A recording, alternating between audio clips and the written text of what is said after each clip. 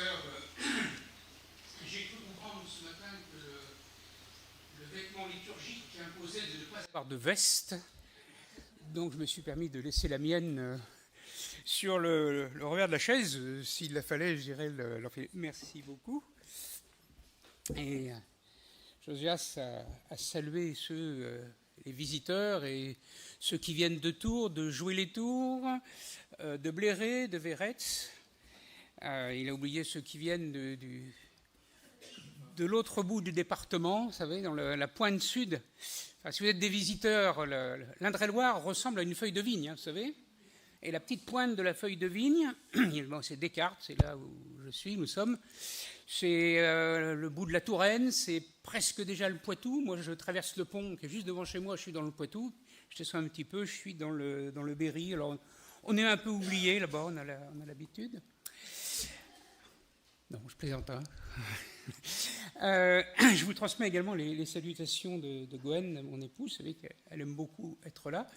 Mais ce matin, elle était de service de piano à Châtellerault. Et comme c'est l'été, c'était elle ou personne. Donc elle a choisi de rester dans ce qui est un service pour elle habituel. Voilà, frères et sœurs, moi, j'ai rien à vous dire. Enfin, je suis très bavard, donc je trouverai toujours quelque chose à vous dire, sauf que ce que moi j'aurais à vous dire n'aurait que pas beaucoup d'intérêt, pas bien au-delà de ma petite personne, et que je ne suis au milieu de vous, comme ça m'arrive de temps à autre, que comme serviteur de la parole de Dieu. On a chanté un certain nombre de choses qu'on chante souvent. Alors, merci encore à Josias, parce qu'il a utilisé des chants que, pour la plupart, je connais, ce qui est la limite la plus contemporaine de ma connaissance des chants. Voilà, donc je te remercie, parce qu'il m'arrive assez fréquemment, je vais dans pas mal d'églises, de me retrouver devant une hymnologie qui m'est totalement inconnue. Totalement inconnu. C'est quand même agréable de retrouver des chants qui nous rappellent qu'on n'a pas toujours été vieux. Voilà. En fait, dans ces chants, il y a des choses que nous chantons dont je ne suis pas sûr. J'ai été pasteur d'assemblée pendant 40 et quelques années, donc je connais un petit peu. Je ne suis pas sûr que nous ayons toujours conscience de ce que cela signifie, je dirais presque concrètement. Quand nous parlons de Jésus, lumière du monde, quand nous parlons de Dieu comme le Seigneur, dont la gloire est dans les cieux, c'est des phrases qu'on utilise, on les aime bien, elles ont un petit peu de sens pour nous, mais qu'est-ce qu'elles vont signifier ? Eh bien, j'aimerais essayer de les aborder, mais sous un angle très particulier, lié au temps présent, en particulier au temps présent de notre pays. Bon, je fais partie des 7 ou 8% de Français qui n'ont pas la télévision, mais j'écoute beaucoup la radio, je lis régulièrement la presse, j'entends bien tout ce qui se passe, tout ce qui vient de se passer, tout ce qui est encore en train de se passer dans notre pays. Et puis l'état du monde. La guerre en Europe, qu'on croyait définitivement disparue, on est toujours très naïf, on pensait qu'elle avait définitivement disparu, dont on voit bien qu'elle est là et dont on craint qu'elle puisse s'étendre. C'est aussi l'intrusion dans de très larges pans de notre existence, nos existences personnelles et collectives, de ces ultra-puissances technologiques et économiques. Alors, il y en a peut-être qui sont là aujourd'hui parce qu'ils n'ont pas pu prendre l'avion hier ou avant-hier. Je ne sais pas, il y en a peut-être dans les vacances qui ont été fichus en l'air. Voilà. Toutes ces choses pratiques, concrètes, qui font le monde et qui, si vous avez quelques relations avec vos voisins, avec vos collègues, avec votre famille même, produisent de la lassitude, de la déception. Chez certains, moi je pense à des cousins avec qui je suis en relation, qui habitent ici, hein, sur Tours, des angoisses. Des angoisses. Et où nous prenons conscience que nos comportements, et je nous y inclus, nous chrétiens, sont souvent ce que j'appelle moi des comportements d'étourneaux. Vous avez vu les vols d'étourneaux ? Très, très serrés, très denses. C'est assez extraordinaire. Ils vont tous dans la même direction au même moment. On ne sait pas pourquoi. Les comportements sociaux ont tendance à être des vols d'étourneaux. Ce monde que nous ne pouvons pas ignorer, ou alors c'est que nous vivons notre foi comme les autruches. On met la tête dans le sable en espérant que ça va passer, puis on appelle ça espérance. Mais bon, on ne voit pas trop le rapport. C'est-à-dire, de quelle façon, pour vous, votre présence en ce monde, de quelle façon, pour vous, les élections auxquelles, j'espère que vous avez participé, sont-elles éclairées par votre méditation des Écritures ? Y a-t-il absolument aucun rapport entre la Bible et la réalité de la vie quotidienne d'une société ? Que recevez-vous des Écritures qui éclairent votre comportement, qui éclairent vos décisions dans ce monde ? Est-ce vrai ce que nous lisons avec le psalmiste ? Vous savez que j'aime beaucoup les psaumes. « Ta parole est une lampe pour mes pas, une lumière pour mon sentier d'homme, dans les décisions que je dois prendre, qui auront des conséquences pour mes enfants, pour mes petits-enfants. » En quoi, vraiment, la parole du Seigneur est lumière qui m'aide dans mes choix de vie. Alors, je vous propose 3 lectures. Je vais respecter la très ancienne tradition chrétienne des 3 lectures du dimanche. La première sera dans le livre de la Genèse. Je pose ce stylo-là parce qu'il colle à mes mains. Voilà. Dans le livre de la Genèse, au chapitre 11, les versets 1 à 9. Toute la terre parlait la même langue, avec les mêmes mots. Partis de l'Est, ils trouvèrent une vallée au pays de Shinéar et ils s'y installèrent. Ils se dirent l'un à l'autre, « Faisons donc des briques et cuisons-les au feu. » On peut même traduire quelquefois, « Allons, faisons !» C'est-à-dire qu'il y a une vraie décision là. La brique leur servit de pierre et le bitume leur servit de mortier. Ils dirent encore, « Allons, bâtissons-nous donc une ville et une tour dont le sommet atteigne le ciel. » Alors, ces tours, les archéologues appellent ça des ziggourats. Et faisons-nous un nom, afin que nous ne nous dispersions pas sur toute la terre. Le Seigneur descendit pour voir la ville et la tour que bâtissaient les humains. Et le Seigneur dit, « Ainsi ils sont un seul peuple, ils parlent tous la même langue, et ce n'est là que le commencement de leurs œuvres. Maintenant, rien ne les empêchera de réaliser tous leurs projets. Descendons donc, et là, brouillons leur langue, afin qu'ils ne comprennent plus la langue les uns des autres. Le Seigneur les dispersa sur toute la terre. Ils cessèrent de bâtir la ville, c'est pourquoi on l'appela du nom de Babylone, ce qui signifie étymologiquement brouiller, brouillage, confusion. Car c'est là que le Seigneur brouilla la langue de toute la terre, et c'est là que le Seigneur les dispersa sur toute la terre. La seconde lecture que je vous propose est dans l'Épître aux Hébreux.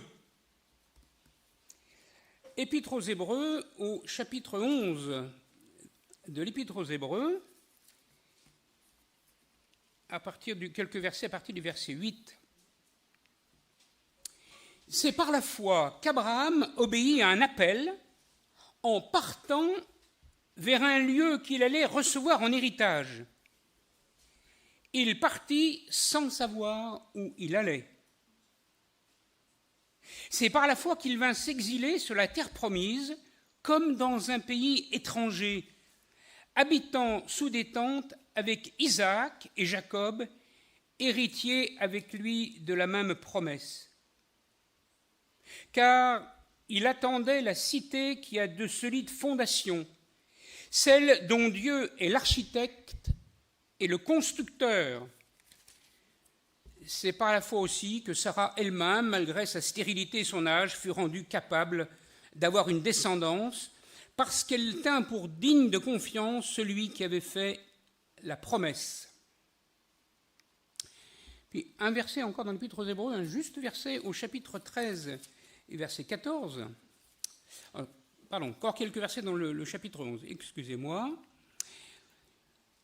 C'est par la foi, verset 13, c'est par la foi que ceux-là qui sont morts sans avoir obtenu les choses promises, cependant les ont vus et salués de loin, en reconnaissant publiquement qu'ils étaient étrangers et résidents temporaires sur la terre. En effet, ceux qui parlent ainsi montrent clairement qu'ils cherchent une patrie. S'ils avaient eu la nostalgie de celle qu'ils avaient quittée, ils auraient eu le temps d'y retourner. Mais en fait, ils aspirent à une patrie supérieure, c'est-à-dire céleste. C'est pourquoi Dieu n'a pas honte d'être appelé leur Dieu, car il leur a préparé une cité.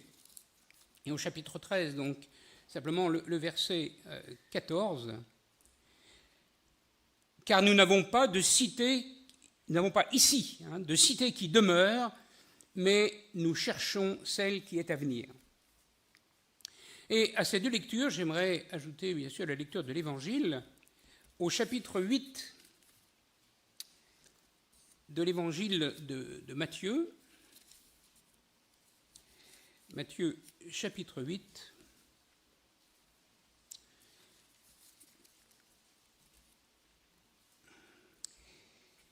Jésus, verset 18, Jésus, voyant une foule autour de lui, donna l'ordre de passer sur l'autre rive. Un scribe vint lui dire, « Maître, je te suivrai partout où tu iras. » Jésus lui dit, « Les renards ont des tanières, les oiseaux du ciel ont des nids, mais le Fils de l'homme n'a pas où poser sa tête. » Un autre parmi ses disciples lui dit, « Seigneur, permets-moi d'aller d'abord ensevelir mon Père. » Mais Jésus lui dit, « Suis-moi et laisse les morts ensevelir les morts. » Amen. Voilà, frères et sœurs, l'actualité de notre pays, l'actualité électorale, politique, m'a ramené vers ce récit à propos de Babel. Je sais que dans ces questions-là, dont on ne parle pas tant que ça dans nos églises, peut-être parler trop serait dommage, mais ne pas en parler l'est tout autant, on ne sait jamais trop comment penser ces choses au regard des Écritures. Bien, moi j'ai été amené à relire l'histoire de Babel. L'histoire que vous connaissez bien, mais avez-vous remarqué que ce récit de Babel ne comporte aucun nom? Je mets le Seigneur à part, mais en termes d'humanité, il n'y a aucune personne singulière. Quand tous les autres récits de la Genèse sont truffés de toutes sortes de personnes, dont quelquefois on ne sait même plus à qui on a affaire, il y en a tout le temps, là, il n'y a aucun nom. Et cette absence, ce vide, il est même mis en lumière. Alors, il faut regarder le texte avec un tout petit peu de hauteur. Il est mis en lumière parce que le texte qui précède et le texte qui suit, au contraire, sont deux longues énumérations de noms. Il y a, entre le récit du déluge et le récit de Babel, il y a la longue énumération des noms des hommes, des femmes, des peuples, des cités qui forment la terre habitée à la suite du déluge. Et puis ensuite, eh bien, il y a les noms sont nommés, les personnes qui forment la généalogie reliant Sem à Abraham. Et dans ce texte de Babel, pas un seul nom. Un récit sans aucun nom entre deux évocations singulières. Alors, n'allez pas penser, frères et sœurs, que c'est anodin, accidentel, voilà, des choses comme ça arrivent. Il y a une vraie volonté. Il y a 3 résolutions dans ce récit, résolutions des hommes, des humains qui sont là, qui disent la volonté de la cité. Pour bien dire, 3 résolutions de la cité. Allons, moulons et cuisons des briques. Allons, bâtissons-nous une ville et une tour. Puis la 3e, donnons-nous un nom. Babel, c'est la cité qui existe par elle-même, qui existe pour elle-même, qui est préoccupée de sa propre existence. Et en fait, c'est la cité où l'humain ne compte pas. Il n'y a pas d'être humain à Babel. Il n'y a pas d'hommes et de femmes et leur vie, ce qui fait réellement leur vie. En langage économique, social, contemporain, on dirait que Babel ne compte que des travailleurs. Babel ne compte que des producteurs. Et cette absence d'être humain, cette absence de nom, de personnes nommées, elle signifie que Babel, dans son projet, qui est un projet orgueilleux, mais qui est le projet de tous les peuples de la terre, de toutes les nations de la terre, Babel fait des hommes des esclaves, tout simplement. Des esclaves au service de la gloire de la cité. Et en langage, à nouveau, en langage politique, on dirait que c'est un projet totalitaire. Babel est le type de la cité totalitaire. C'est-à-dire où toute personne, dans sa singularité, dans ce qui fait que moi je suis moi, je ne suis pas toi, que toi tu es toi et que tu n'es pas moi, et qu'on n'est pas réductible, chacun de nous a sa personnalité, sa valeur, son histoire, tout cela ne compte pas. Tout cela disparaît devant le primum de la collectivité, de la cité. C'est bien un projet totalitaire. Alors, quand on dit projet totalitaire, on pense à des dictatures, on pense à des empires, bien sûr, mais je crois qu'il faut dire que tout État, toute cité, la Genève de Calvin n'y a pas échappé, d'ailleurs, tout groupe est habité d'une tentation totalitaire. C'est-à-dire que tout groupe humain, c'est une des dimensions du péché, n'est-ce pas ? Tout groupe humain finit par se vouloir le tout du peuple, l'horizon du peuple. C'est, au pire, ça devient l'idolâtrie nationaliste. Alors, la démocratie, ce qu'elle vaut, mais la démocratie, elle modère un peu cette tentation. Elle n'y échappe pas toujours, mais elle la modère. Puis la dictature, au contraire, elle l'assume, elle la veut, elle la met en place. Toute cité, toute organisation politique, toute puissance techno-économique est au risque de réduire hommes et femmes à l'état d'esclaves de sa gloire, à l'état d'esclaves de sa force, à l'état d'esclaves de sa richesse. Il n'y a plus de liberté. Alors, en langage biblique, on dirait il n'y a plus de sabbat. Il n'y a plus de vrai repos. Il n'y a plus de moment où j'existe pour moi-même, où je suis moi-même. Et l'histoire, je ne sais pas si parmi vous, il y en a qui sont un peu férus d'histoire, ou étudiants en histoire, ou profs d'histoire, l'histoire montre que sans la moindre exception, ce projet se fait toujours par le développement de l'injustice. C'est toujours par l'injustice que se met en place des systèmes totalitaires. Et alors, vous allez dire, mais pourquoi on dit ça ? Mais je vous dis ça parce que c'est là une clé essentielle dans la lecture des prophètes. Si nous ne percevons pas ça, il y a des pans entiers de tous les prophètes qui... On va dire, mais pourquoi ? Bon, il a dit ça dans le temps, c'était important, ça avait une pertinence, mais aujourd'hui, ça n'en a plus. Mais si, ça en a toujours. Et c'est là la clé pour lire, une des clés, en tous les cas, pour lire les prophètes. Babel décide de bâtir une cité qui défie le temps et dont la prétention arrogante est d'atteindre le ciel, c'est-à-dire de remplir à la fois la terre et les cieux, c'est-à-dire de suffire aux besoins matériels comme aux besoins de l'âme, d'être le tout. On retrouve cette idée de totalitarisme, d'être le tout de l'homme. Or, nous apprenons de Jésus dans la prière à dire « Notre Père qui es aux cieux ». C'est-à-dire que nous apprenons qu'il y a un lieu qui n'appartient pas aux hommes, qu'il y a un lieu qui ne peut pas appartenir à la cité des hommes. Et c'est assez étonnant, cette parole de Babel. Faisons-nous un nom. En général, on donne un nom. On nomme son enfant.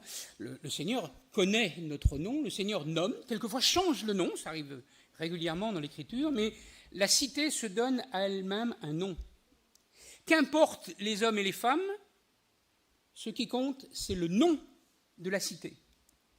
Quand Dieu dit « faisons l'homme à notre image », la cité dit « faisons-nous nous-mêmes, construisons-nous nous-mêmes ». Se faire un nom, vous savez, ça signifie construire sa gloire, simplement. Ça veut dire s'inscrire dans l'histoire, c'est dominer la terre, c'est s'imposer à l'histoire du monde, c'est bien évidemment un jour se créer une légende, un mythe. Je vous invite si vous ne savez pas quoi faire pendant vos vacances, là, à relire les 3 volumes de La Cité de Dieu de Saint-Augustin. Vous verrez comment il fait une critique radicale des mythes, entre autres des mythes de Rome. Alors on ne parle plus de mythes, on ne parle plus de légendes dans notre pays. Dans notre pays, on parle de roman national. Le roman national, c'est-à-dire, voilà, c'est quand même le mythe de l'histoire qui dit combien nous sommes des gens, une nation fondamentale dont l'humanité ne pourrait pas se passer.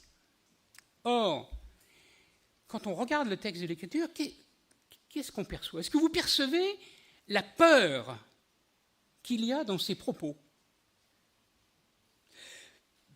Faisons-nous un nom afin que nous ne nous dispersions pas sur toute la terre. C'est la peur qui pousse la cité à se faire un nom. La peur de disparaître, la peur d'être ruiné. Alors dans ruiné, c'est ruiné économiquement, mais c'est ruiné, la muraille qui est ruinée, la ville qui n'est plus que des ruines. Alors quand on dit Babel, je dis bien c'est le type de la cité dans l'Écriture. C'est chaque nation. C'est Babylone, ça va être Rome, c'est Paris, c'est Londres, c'est Berlin, c'est New York, c'est Moscou, c'est Pékin, la liste est sans fin, c'est toutes les cités du monde. Or, qu'est-il jamais sorti de bon d'une nation en tant que nation? Ce qui est sorti de bon, en général, vient de personnes. De personnes qui ont fait preuve souvent d'ailleurs de courage, qui ont su lutter contre l'esprit ambiant, contre ce qui était admis et reconnu, et qui ont fait preuve de créativité, qui ont produit des découvertes, qui ont inventé des choses qui sont au bien de toute l'humanité. Mais les nations en tant que nations, leur bilan, c'est la guerre, c'est l'exploitation, c'est l'impérialisme, c'est le colonialisme, qui est une forme du totalitarisme, nous ne devons pas nous l'oublier, donc les injustices. Alors le Seigneur pose une limite à cette tentation totalitaire, à cette arrogance, et cette limite, c'est la diversification du langage. Alors ceux qui, comme moi, ne sont pas très doués en anglais, j'ai épousé une Anglaise, elle a bientôt 50 ans, et il m'a presque fallu 50 ans pour avoir un petit peu de maîtrise. Voilà. Il y a 2 manières, et 2 manières qui ne sont pas exclusives, l'une l'autre, de comprendre la pensée du Seigneur ici. La multiplication des langues, c'est l'incapacité langagière qui produit de la diversité des nations, qui pose ainsi une limite au totalitarisme universel. Tous les grands empires totalitaires ont rêvé d'être universels. aucun n'a tenu. Dans l'histoire, aucun empire n'a jamais pu se tenir. Tout empire s'est toujours effondré. C'est probablement une des premières raisons de cette diversité. Puis il y en a une autre, c'est que la diversité du langage, elle est pour nous une contrainte à écouter l'autre dans sa différence, dans sa singularité. Parce que tu n'as pas mon langage, je suis forcé de reconnaître que tu dis quelque chose que je ne comprends pas et que je dois être attentif à ce que tu dis. Et quand on parle de langue, alors ce n'est pas seulement le français, l'anglais, le chinois, le baoulé, le tamashek, ce que vous voulez, c'est plus que ça, c'est la façon de penser.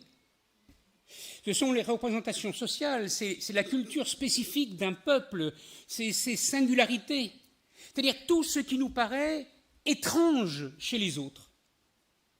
Je veux dire, il y a 50 ans que j'ai épousé une Anglaise, la langue, à proprement parler, c'est presque le plus facile à surmonter. Ce qui est difficile à surmonter quand on est en Angleterre, c'est toutes ces manières de faire, de manger, toutes ces petites choses auxquelles j'ai un mal fou m'habituer. C'est-à-dire que la langue, ce n'est pas simplement les mots et les phrases, c'est toute une manière de vivre, toute une manière de penser la vie. Alors attention, frères et sœurs, j'aimerais pas être mal compris, il ne s'agit pas du tout, mais pas du tout, de mépriser ce monde. Jésus n'a jamais méprisé personne. Ce monde, cette société française, là, moi, j'en suis un acteur, comme vous êtes des acteurs. Alors, j'en suis, je le confesse, hélas, souvent un acteur passif. Mais je suis un acteur quand même, que je le veuille ou non, j'en suis un acteur. Par mes impôts, par ma manière de consommer, par mes silences, par mes votes, bien sûr, mais aussi par mon soutien à des associations, par des initiatives. Et puis, une dimension à laquelle vous n'avez peut-être pas pensé, par mon intercession. Avez-vous pensé, avez-vous vécu cette situation de notre pays dans l'intercession ? Moi, j'ai eu l'occasion de lire une prédication qui a été prononcée par le pasteur Roland Dupury en 1942 à Lyon, donc quelqu'un qui a été emprisonné par la Gestapo, etc., sur le commentaire de « Tu ne déroberas pas » le commandement. Et à un moment, dans sa prédication, il dit « Tu ne déroberas pas ton intercession à ton prochain. Ton prochain, voire ton ennemi, il a droit à ton intercession. Il a droit à ce que tu pries pour lui. » Et je vous rappelle qu'Abraham est un intercesseur en faveur des justes de Sodome.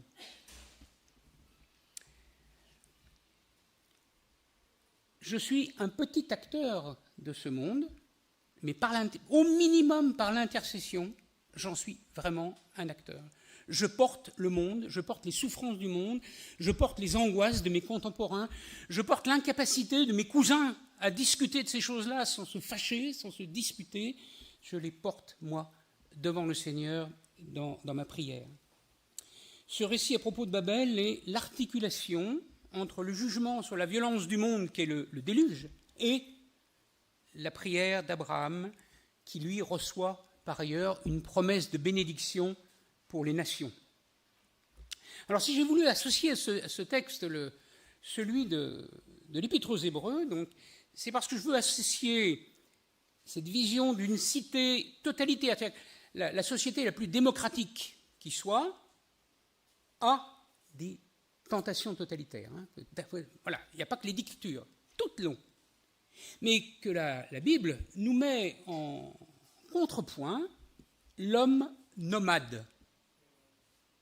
Le nomade, c'est l'idéal biblique. Quand la société est toujours au risque du totalitarisme, où tu n'existes plus comme personne, tu n'as pas le droit d'avoir ta pensée propre, tu dois penser comme les autres, dans le même but que les autres, l'Écriture met en avant la figure du nomade. Abraham écoute Dieu. Il quitte la cité d'Haran, c'est-à-dire qu'il abandonne la brique pour la tente. Sa figure nous est donnée comme type du croyant. Babel est la cité, le type de la cité des hommes. Abraham est le type du croyant. Il est notre père à tous. Tout croyant habite sous tente. Alors probablement vous avez une belle maison, peut-être que vous avez le privilège d'être propriétaire de plusieurs maisons. Moi je suis une seule maison dans le sud de Touraine qui me plaît beaucoup, je suis très très attaché. Pour autant, je sais que comme chrétien, je pose un grand point d'interrogation sur la notion de propriété privée. Je ne suis pas contre, je suis propriétaire. Et les excès de la propriété privée font partie du totalitarisme. Et comme croyant, fondamentalement, j'habite sous tente. Ça met ma femme en colère, parce que moi j'aime beaucoup le camping, elle, pas trop. Donc je dis que le croyant habite sous tente, on dit, oh, non mais t'es pas objectif là. Mais pourtant je le crois. Tout croyant est un nomade espérant la cité dont Dieu est l'architecte et le constructeur. Et suivant Abraham notre père, nous voici, nous, voyageurs et étrangers, à la recherche d'une patrie qu'aucune cité du monde ne peut incarner, qu'aucun projet politique ne peut incarner. Et ce n'est pas une idée accidentelle. Je disais tout à l'heure, certains le savent, je suis extrêmement attaché au psaume, mais le psaume 119, psaume majeur, qui est une espèce de clé de tous les psaumes, à un moment où, verset 19, c'est pas difficile à se souvenir, 119, 19. Je suis un étranger sur la terre, ne me cache pas tes commandements. Étranger, incompris de la cité des hommes, celui que l'on soupçonne, et pourtant celui qui est indispensable à la cité des hommes. C'est très bien que la présence dans notre pays de toute une population étrangère et très souvent en grande pauvreté fait fonctionner des pans entiers de l'économie.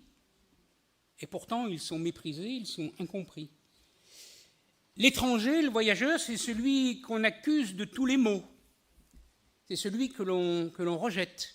Et dans l'histoire des persécutions, si vous vous intéressez aux œuvres chrétiennes dans l'Église persécutée, vous vous en rendez bien compte, on accuse immédiatement les chrétiens de toutes sortes de choses fausses parce qu'ils sont fondamentalement étrangers au projet totalitaire. C'est cela, être étranger. Et aspirant à la cité de Dieu, on entend cette promesse que je trouve extraordinaire. Enfin, Dieu n'a pas honte d'être appelé notre Dieu. Alors on pourrait oser le traduire de façon positive. Dieu est fier d'être appelé notre Dieu, lui qui nous prépare cette cité, qui n'est pas la cité de l'écrasement, qui n'est pas la cité de l'esclavage, cette cité où nous ne sommes pas des briques indistinctes, sans nom, mais cette cité où Dieu connaît chacun par son nom, le plus prestigieux, le plus modeste. Alors surtout, frères et sœurs, ne nous trompons pas, je le répète, n'abandonnons pas les hommes, ne nous retirons pas du monde, ne nous retirons pas de la vie sociale, ne refusons pas nos responsabilités. Je le dis ici dans une assemblée dont je sais l'action sociale est importante et permanente, et c'est quelque chose d'absolument fondamental. Abraham demeure un exemple, lui, le nomade, sans cité propre, et qui pour autant, quand on le lit, vit en relation, coopère avec tous ceux qui sont autour de lui. Abraham est présent au monde, mais la gloire du monde ne l'aveugle pas. Et c'est là la parole de Jésus. Vous êtes dans le monde, vous y êtes actif, présent, comme le sel hein, est dans la nourriture, mais vous n'êtes pas du monde. Le danger vient souvent de notre acceptation passive. Hein. Je parlais tout à l'heure des étourneaux, de la passivité du troupeau. C'est pour ça que l'intercession, j'y reviens une minute, est fondamentale. Le temps complexe que traverse notre pays et qui a certainement des enjeux extrêmement importants pour énormément de gens, et souvent de gens souffrants, de gens modestes. Un des enjeux se joue dans notre intercession. Sinon, la petite phrase des Écritures, de penser et prier pour les autorités, etc., pour que nous menions une vie paisible, c'est qu'elle n'a pas beaucoup de sens. On l'oublie. On oublie cette phrase-là, on oublie cette exhortation-là, on oublie cette vocation fondamentale. Il y a un poète, je suis très sensible au poète, mais peut-être vous connaissez probablement un poète chrétien qui est décédé il y a 1 an et demi, Christian Bobin, dans un petit livre qui s'appelle Le Muguet Rouge. Plus que des poésies, ce sont des aphorismes. Le Muguet Rouge, je vous le recommande, c'est un petit livre qui se lit. Il prend beaucoup de temps à être lu, parce qu'en fait, on revient. Mais pour votre été, je vous le conseille. À un moment, il écrit ceci. Hitler n'était personne. Il était juste la totalité des gens qui le suivaient. Et la passivité est hélas une forme de suite. Les Babel ne sont rien. Elles ne sont que par la totalité des gens qui les suivent. Alors il est vrai que le totalitarisme, il surgit parfois dans des formes paroxystiques. On va parler de fascisme, de nazisme, de soviétisme, la Chine de Mao, je parlais du terrible colonialisme. Puis il y a des formes nouvelles qui surgissent, moins repérables, plus insidieuses. Vous avez remarqué, j'ai une petite tablette avec quelques notes dessus. Mais le totalitarisme technologique, moderne, celui qui est porté par la société marchande, qui est aux commandes du net, où mon nom n'existe plus, je suis un code, un numéro, je ne sais pas trop comment on appelle ça. Alors on utilise souvent mon prénom. C'est fou le nombre de gens pour lesquels je suis Richard, qui apparaît. Qu'est-ce qui leur permet de m'appeler comme ça, des sociétés, mais c'est censé créer entre nous une intimité, je ne sais pas quoi. Non. Considérez le smartphone, la place qu'il a pris dans nos vies. Il y a peut-être 100% d'entre nous, j'espère les jeunes, 100% d'entre nous en ont. Non ? Homme béni. Homme béni. Il en est, parce que même moi qui n'ai pas la télé, j'ai un smartphone. Allez, je vous cite, mais je ne viens pas souvent, donc j'en profite, excusez-moi. Mais je vous cite encore le Christian Bobin dans le Muguet Rouge. Vous vous rappelez quand on installait les réseaux de fil là, pour le câblage, je ne sais même plus comment on appelle ça, moi. Il écrit ceci. Surplus, il parle de son village, il a sa ville, il habitait au Creusot-sur-Loire. Sur plus d'1 kilomètre, des dinosaures plantent leurs crocs d'acier dans le goudron des routes. Ils ouvrent une plaie dans laquelle se glisse le câble aux anneaux argentés, par lequel passeront les ordres de plus en plus nerveux d'un roi commerçant qui n'accorde aucune grâce à ses sujets.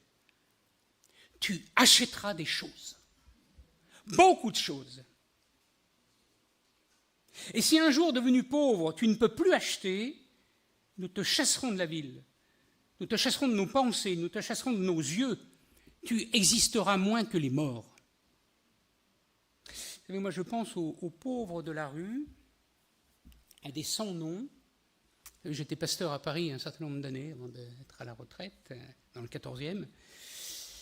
Ces gens qui ont été expulsés de Paris, je crois que la région de Tours en a accueilli, oui, on a reçu, je ne sais pas ce qu'il faut dire, là, c'est vous qui choisissez le terme, accueilli ou reçu, pour la gloire des Jeux Olympiques. Mais quelle abomination! Quelle abomination! Pour la gloire d'un événement, alors là, qui est se faire un nom, n'est-ce pas? Expulser, organiser la déportation d'hommes et de femmes de la rue. Moi, j'ai été pasteur parfois de ces personnes-là. Il existe une association, je ne sais pas si elle est active sur Tours, mais qui s'appelle les morts de la rue. Ça vous dit quelque chose ? Les morts de la rue, et allez voir, ils doivent probablement voir un mini-site internet quelque part. C'est une association d'hommes et de femmes de bonne volonté qui se sont engagés à ce qu'il n'y ait jamais une personne qui soit mise en terre sans qu'il y ait quelqu'un de présent à son côté. Et moi, pasteur à Paris, j'ai été sollicité pour des obsèques où il n'y aurait personne. Personne. Et quand j'ai posé la question aux personnes des pompes funèbres, est-ce que ça arrive ? Ils m'ont dit ça arrive de plus en plus souvent. Pas nécessairement, il y a des gens qui vivent dans la rue, des fois des gens qui meurent chez eux, mais qui n'ont plus aucun réseau d'amitié, qui n'ont plus qu'un réseau de famille, sans parler bien sûr de ceux qui sont dans la rue. C'est cela notre monde. Nous, à la suite d'Abraham, dans le marché universel de cette cité universelle, nous choisissons d'être des étrangers, des voyageurs qui aspirent à la cité de Dieu. C'est pour ça que j'ai voulu lire aussi ce texte de l'Évangile, où il dit que le Fils de l'homme n'a pas où poser sa tête. Quand je suis tenté par, non pas par le confort, j'ai de bons fauteuils chez moi, j'ai un bon lit, voilà, mais quand je suis tenté par l'obsession du luxe, l'obsession du confort, je me rappelle que le Fils de l'homme, mon Seigneur, mon Sauveur, n'a pas eu où poser sa tête, sinon le bois de la croix. C'est aussi sans argent, sans double tunique, sans sandales, sans bâton que le Seigneur envoie ses disciples. Il les envoie comme des nomades, comme des pauvres. Alors comment se manifeste notre présence au monde ? Comment vivons-nous ce que nous propose le monde et ce vers quoi l'Évangile nous invite à marcher ? Comment cela se construit, s'organise, se vit dans notre vie de consommateur soumis à une extraordinaire pression de tentation à la consommation. Alors je recite une dernière fois Bobin. Parlant de ce monde, il dit « Il faut désormais une puissance surhumaine pour demeurer humain. » Il faut désormais une puissance surhumaine pour demeurer humain. Cette puissance surhumaine, avec lui, parce qu'il était croyant, je sais que c'est l'Évangile, que c'est la puissance de Dieu pour quiconque croit. J'entends l'exhortation de Paul, ne vous conformez pas au monde présent, mais soyez transformés par le renouvellement de votre intelligence pour discerner quelle est la volonté de Dieu. Pourquoi, frères et sœurs, nous pouvons toujours dire avec le psalmiste « Rends-moi intelligent ». Ce n'est pas une question de coefficient intellectuel, une question de discernement. « Rends-moi intelligent, j'observerai ta parole ». Amen. Je vous invite à prier le Seigneur.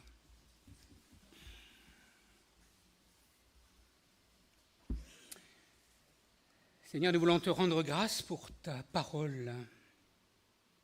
Maintenant que ton esprit l'éclaire en nos vies, en nos comportements. Seigneur, nous savons bien que la culpabilité, l'esprit de culpabilité ne sert à rien, il s'oublie vite. Alors conduis-nous vers le choix de la vie. Rappelle-nous que c'est dans la cité des hommes, tu nous envoies être présents aux côtés des hommes, pour les encourager, pour être auprès d'eux des témoins de ton évangile, pour les aimer comme tu les as aimés, mais que notre cité, c'est la cité que tu nous as préparée. Seigneur, consacre-nous au milieu des hommes, à ton royaume, libère-nous des puissances, des royaumes, des Babel de ce temps. C'est en Jésus-Christ que nous te le demandons. Amen.